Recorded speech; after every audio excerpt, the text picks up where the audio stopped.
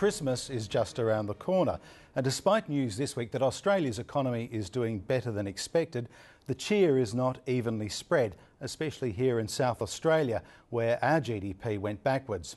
A former Premier and a senior welfare worker have told 7:30 that cost of living pressures, especially utility bills, are crippling people who once never expected to call on welfare agencies for help.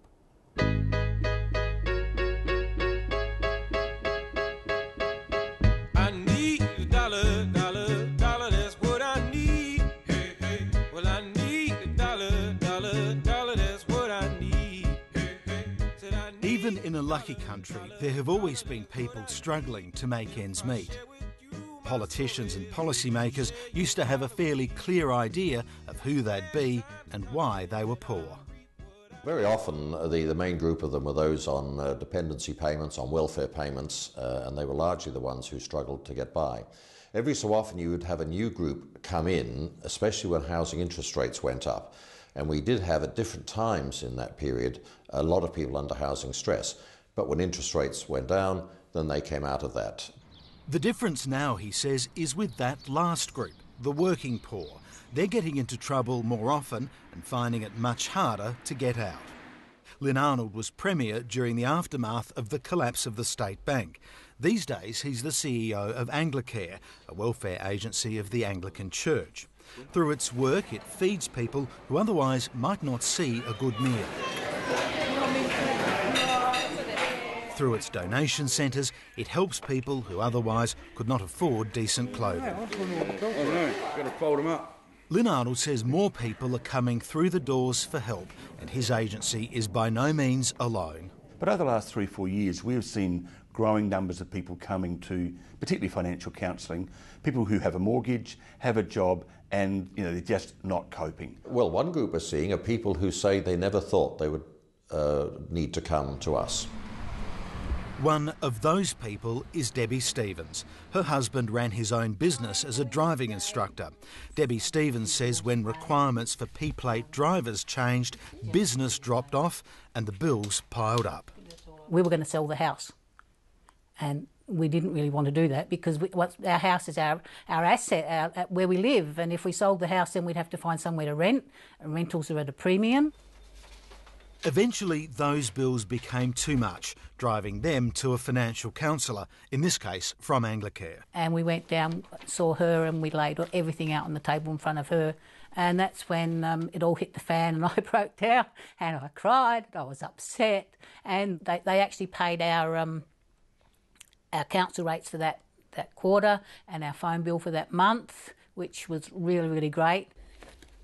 There's a common theme now that welfare agencies are seeing. On top of housing costs, it is the bills that kill. Electricity, water, gas, groceries. And now we're probably talking sort of 15-20% of income for a low-income household just going on utilities. Low-income people put a very high priority on paying their utility bills on time. So they're going without food in some instances, certainly the odd outing. They're certainly going without visits to doctors because they are putting a really high priority on paying their energy bills on time. We don't have luxuries. We have what's important. If we haven't got the money that fortnight, well, we just don't have it that fortnight. And Christmas is coming, but I have a Christmas club at the butcher's, which I pay a little bit each week. So at Christmas, I've got some money there to pay for the meat. Debbie Stevens now feels lucky. Their affairs are coming under control and her husband is picking up extra work. See you later. Bye. But for other struggling families, welfare agencies expect things to get worse because of the ever-rising costs of living. And it's not just for Christmas. Uniting Care Wesley believes electricity bills will close to double over the next 5 years. And social researcher John Glover says the poor will be hardest hit.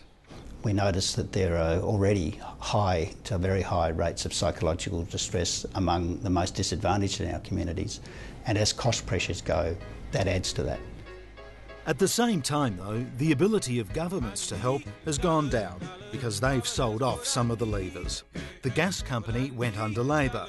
ETSA was privatised by the Liberals, and Allsize raided the silverware in the Housing Trust. Well, state governments had, I think, better tools to deal with it. We had a much stronger commitment to social housing than existed for a long time after that.